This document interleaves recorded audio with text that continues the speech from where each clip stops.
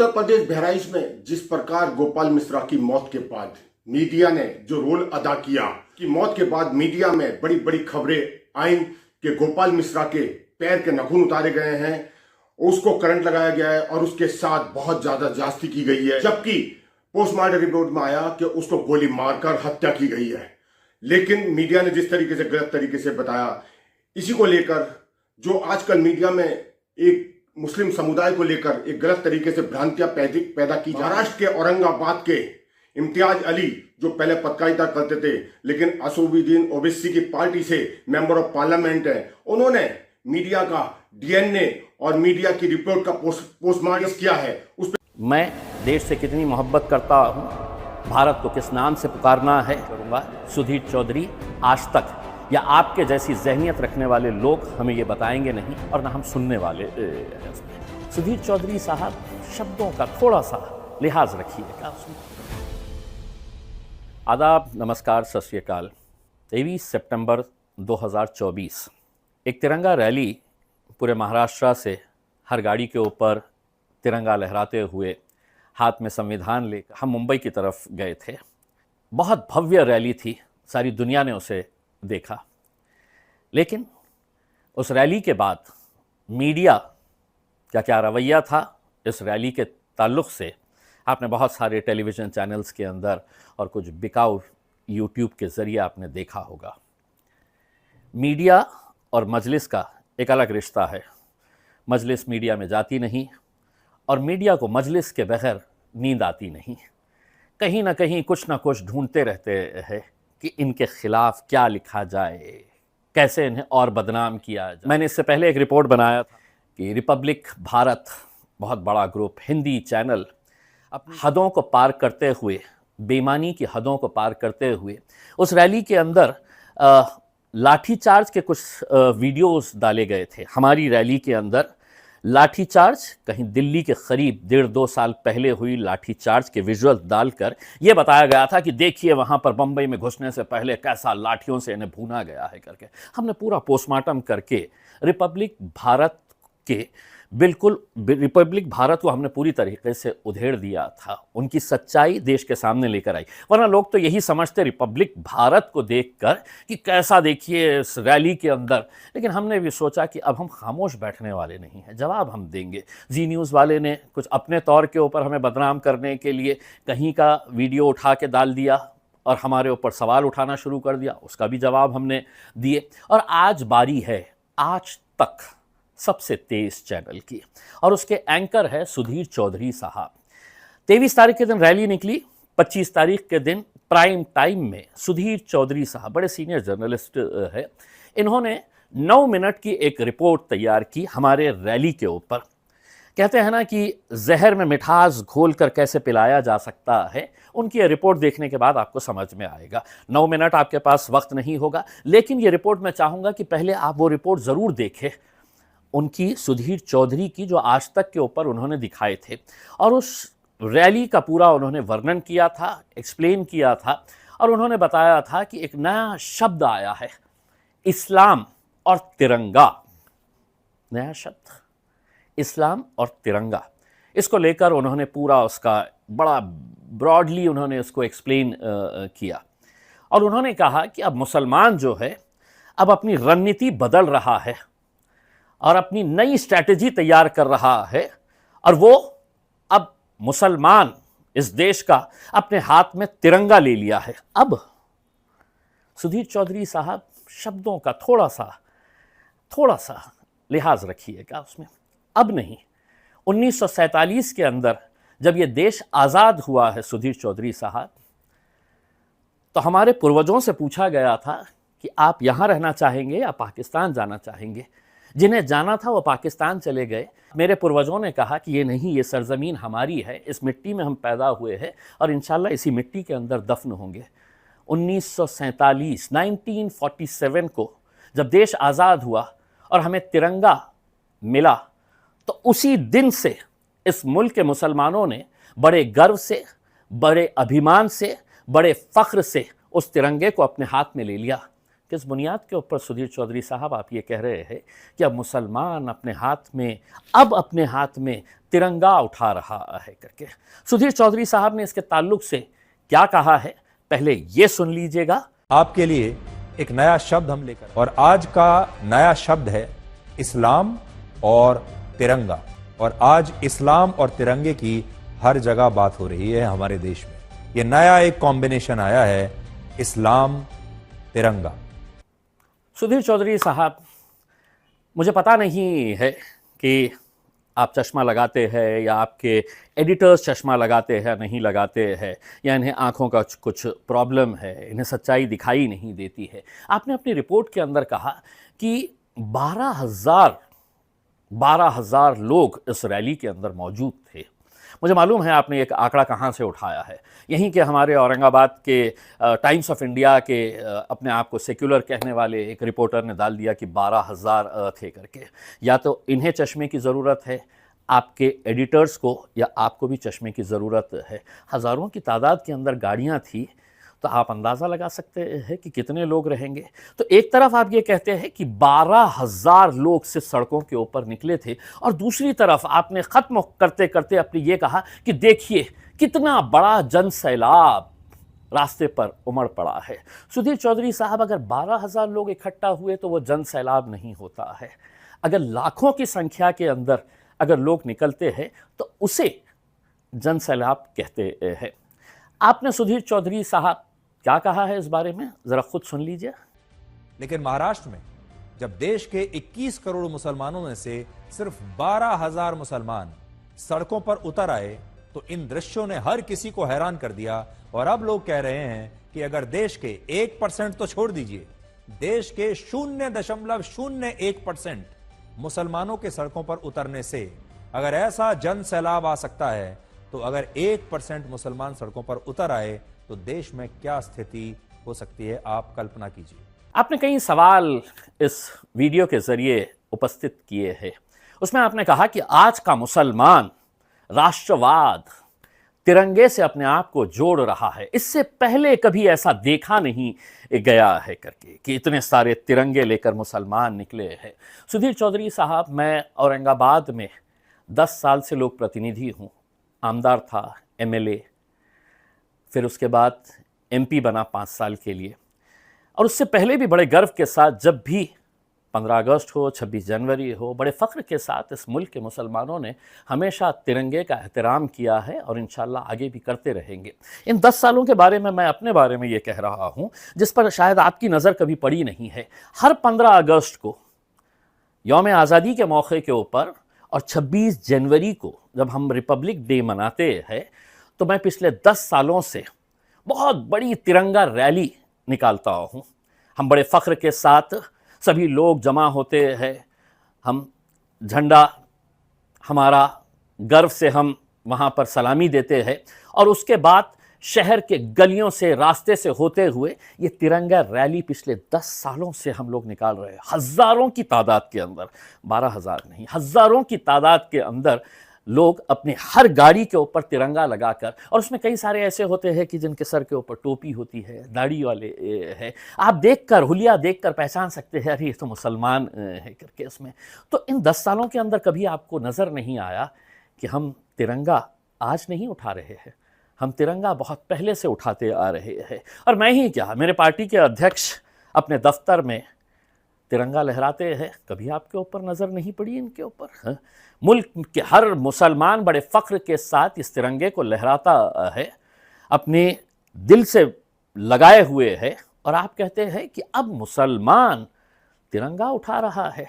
सुधीर चौधरी साहब, आपने क्या कहा है खुद ज़रा सुन लीजिएगा और उसके ऊपर थोड़ा गौर करिएगा कि कितनी सफाई से आपने मिठास घोलकर जहर पिलाने की कोशिश की है देशवासियों को। लेकिन हमने सोचा कि चलिए हमको भी जवाब देना ज़रूरी है। तो आपने क्या कहा है ज़रा खुद सुन लीजिएगा। पहली बात यह कि अब भारत के मुसलमानों ने अपनी रणनीति को बदला है, मुसलमानों के नेताओं ने रणनीति को बदला है, और अब वो अपनी छवि को बदल रहे हैं। और अब आज का मुसलमान अपने आप को राष्ट्रवाद से और तिरंगे से जोड़ रहा है। इससे पहले आपने इस तरह की रैली में तिरंगे झंडे का इस्तेमाल कभी नहीं देखा होगा। लेकिन पहले जब मुसलमान इस तरह की यात्राएं निकालते थे, विरोध प्रदर्शन किया करते थे, रैली किया करते थे, तब इनमें उनके हाथों में हरे रंग के धार्मिक झंडे होते थे। आप याद कर लीजिए, हरे रंग के धार्मिक झंडे उनके हाथ में हुआ करते थे इससे पहले। लेकिन यह शायद पहली बार है जब मुसलमानों ने धार्मिक झंडों की बजाय राष्ट्रीय ध्वज तिरंगा हाथ में लेकर यह यात्रा निकाली है और ठीक उसी तरह से अपनी एकता दिखाई है जैसे हमारे देश में हिंदूवादी संगठन राष्ट्रवाद के नाम पर अपनी रैलियों में तिरंगा लेकर सड़कों पर उतरते हैं। तो मुसलमानों के हाथ में इस बार हरे रंग का झंडा नहीं है बल्कि तिरंगा है और मुसलमान राष्ट्रवाद और तिरंगे के साथ सड़कों पर उतरा है। सुधीर चौधरी साहब, आपने ये भी सवाल उठाया कि इससे पहले मुसलमान जब निकलता था तो हरे झंडे लेकर निकलता था उसमें। जी हाँ, इस मुल्क के अंदर क्या करें सुधीर चौधरी साहब, रंगों को भी बांट दिया गया है। किसी ने कुछ रंग उठा लिया है, किसी ने कुछ रंग उठा लिया है, हम तो तिरंगे को अपनाते हैं। तो आपने ये कहा कि इससे पहले मुसलमान जब निकलता था तो हरा झंडा लेकर निकलता था। आपने ये बोलते वक्त आपके स्क्रीन के ऊपर हरा झंडा दिखाया गया, लेकिन वो किस मौके के ऊपर था? हमारे शिया बरादरान जो है, हमारी शिया कम्युनिटी जब मुहर्रम का ताज़िया लेकर जाती है, मुहर्रम का जुलूस निकलता है, तो आपने उस जुलूस की तस्वीरें दिखा दिए हैं और उसमें आपने एक हरा झंडा दिखा दिए है। ये कोई सियासी मामला नहीं था, ये एक रिलीजियस ओकेजन के आपने विजुअल्स दिखा दिए। ये कहते कि मुसलमान जब भी निकलता तो हरा झंडा लेकर निकलता है करके, और आपने है तो हमारे शिया भाइयों के मुहर्रम के जुलूस की वो तस्वीरें दिखा दी, वो वीडियो चला दिया जहाँ पर वो हरा झंडा नज़र आ रहा है। तो मेरे हिसाब से सुधीर चौधरी साहब, या तो आपके एडिटर को पता नहीं है जिसने ये रिपोर्ट बनाई है, जिसने ये विजुअल्स डाला है, उससे पूछिएगा। ये कोई सियासी मामला नहीं था, ये तो एक रिलीजियस फंक्शन था। जब हिंदू भाइयों का कोई त्यौहार आता है वो भी भगवा झंडा लेकर निकलते हैं। जब दलित भाइयों का कुछ धार्मिक त्यौहार आता है, कुछ ओकेजन आता है, वो भी नीला झंडा लगाकर निकलते हैं। आपको तकलीफ़ क्यों हो रही है कि मुसलमान जब निकलता है तो हरा झंडा? देखिए, जब तिरंगे की बात आती है तो हम तिरंगा बिल्कुल हम पूरा सम्मान करते हैं, लेकिन ये कहना गलत होगा कि मुसलमान अब तिरंगा उठा रहा है, ये गलत है। सुधीर चौधरी साहब, आप जब ये कहते हैं कि अब मुसलमानों ने तिरंगे को अपने हाथ में लिया है करके, तो मैं आपको थोड़ा सा याद दिला दूं, 1947 से हम ये झंडा उठा रहे हैं। 52 साल तक इस झंडे को किसने हाथ नहीं लगाया, आप जानते हैं? आप जानते हैं सुधीर चौधरी साहब, इस देश के बहुत सारे लोग जानते हैं कि किसने 52 सालों तक, 52 ईयर्स तक तिरंगे को अपने हेडक्वार्टर के ऊपर नहीं लहराया था। सुधीर चौधरी साहब, उस संगठन का नाम है राष्ट्रीय स्वयं सेवक संघ, RSS। शायद मेरे हिसाब से आपका भी ताल्लुक़ वहीं से है, इसीलिए आप हमारे ऊपर इल्ज़ाम लगा रहे हैं। हमने तो फ़ख्र के साथ 1947 से लगातार इस झंडे को अपनाया है। अब 3 बड़े सवाल इनसे और पूछने चाहिए, जिनमें पहला बड़ा सवाल यह है कि तिरंगे के साथ यात्रा निकालने के बाद क्या अब ये लोग राष्ट्रगान पर भी बिना किसी आपत्ति के खड़े होना शुरू करेंगे? दूसरा सवाल, क्या वो भारत माता की जय के नारे भी लगाएंगे? और तीसरा, उनके लिए पहले देश है या पहले धर्म है? सुधीर चौधरी साहब, आपने 9 मिनट की रिपोर्ट ख़त्म करते वक्त अपना एक फ़ैसला सुनाया है। आप जज बनकर इस मुल्क के मुसलमानों से सवाल किए हैं। आपने 3 सवाल पेश किए हैं, जो बहुत ही भद्दे किस्म के सवाल आपने देश के मुसलमानों से किए हैं। आपका पहला सवाल ये है कि क्या अब ये सब देखने के बाद इस मुल्क का मुसलमान राष्ट्रगान के मौके के ऊपर बिना किसी आपत्ति के खड़े रहेगा? मैं सुधीर चौधरी साहब आपको, आपके चैनल को चुनौती देता हूं, चैलेंज करता हूं। आप बताइए, कब और कहां किस मुसलमान ने राष्ट्रगान होते वक्त सम्मान के साथ, गर्व के साथ, अभिमान के साथ, फ़ख्र के साथ खड़ा नहीं रहा है करके? और आप खुलेआम कह रहे हैं कि मुसलमान क्या आप राष्ट्रगान के मौके के ऊपर बिना आपत्ति के खड़े रहेगा? हम खड़े रहते हैं उसमें, लेकिन इस सवाल के ज़रिए आपने अपने और अपने चैनल की सोच ज़रूर लोगों तक पहुंचाने की कोशिश की है। आपने दूसरा सवाल ये किया है कि क्या अब मुसलमान भारत माता की जय के नारे लगाएगा। सुधीर चौधरी साहब, इस देश को अलग अलग नामों से पुकारा जाता है। कोई हिंदुस्तान कहता है, कोई भारत कहता है, इंडिया कहता है। उसमें मैं अगर ये कहूँगा कि मैं जय हिंद कहूँगा, जय भारत कहूँगा, और आप मुझ पर थोपेंगे कि नहीं आपको ये नारा लगाना है, तो सुधीर चौधरी साहब, आप जो कहेंगे मैं उसका पालन नहीं करूँगा। मैं देश से कितनी मोहब्बत करता हूँ, क्या नारे लगाना है, भारत को किस नाम से पुकारना है, जय जयकार करनी है, ये मैं तय करूँगा। सुधीर चौधरी, आज तक या आपके जैसी जहनियत रखने वाले लोग हमें ये बताएंगे नहीं, और ना हम सुनने वाले हैं उसमें। यकीनन इस मुल्क से हम मोहब्बत करते हैं, लेकिन आप कौन होते हैं हमें सर्टिफिकेट देने वाले कि आपको ये कहना पड़ेगा, इस देश के अंदर रहना पड़ेगा? तो नहीं, ये देश जितना आपका है शायद उससे ज़्यादा कुछ हमारा है, क्योंकि हमने तो आप बाय बर्थ है, हमने by choice, by birth and by choice इस मुल्क को अपनाया है हमने। तो इसीलिए आपका ये सवाल भी मेरे हिसाब से थोड़ा बेहुदा किस्म का है। सुधीर चौधरी साहब, तीसरा सवाल है कि अब मुसलमानों ने ये तय करना है कि उनके लिए पहले देश है या पहले धर्म है। देखिए सुधीर चौधरी साहब, मुझे पता नहीं है कि आपको इस्लाम की कितनी जानकारी है या नहीं है करके। अगर नहीं है तो शायद मैं आपको एक अंग्रेज़ी की या हिंदी की कुरान भेजता हूँ। उस कुरान के अंदर, इस मज़हब के अंदर ये बताया गया है कि अपने मुल्क से वफ़ादारी करो, अपने मुल्क के लिए कभी जान निछावर करने का मौका आया तो कभी पीछे मत हटो, अपने मुल्क से मोहब्बत करो। ये मेरा मज़हब इस्लाम ने मुझे सिखाया है। तो ये सवाल करना कि आपके लिए देश पहले है या आपके लिए धर्म पहले है, मैं सुधीर चौधरी साहब आपसे एक सवाल करना चाहूँगा। उसमें आपकी ये दो आँखें हैं, उसमें एक को फोड़ना है, तो आप कौन सी फोड़वाना चाहेंगे? इसमें ये फोड़वाना चाहेंगे या ये फोड़वाना चाहेंगे? ये देश है, ये धर्म है, साथ में चलते हैं, किसी को कोई एतराज़ नहीं है। लेकिन आप कौन होते हैं हमसे ये सवाल करने के लिए? नहीं, तुम बताओ ताकि मैं तुम्हें सर्टिफिकेट दे सकूं कि देश पहले आना चाहिए या धर्म पहले आना चाहिए।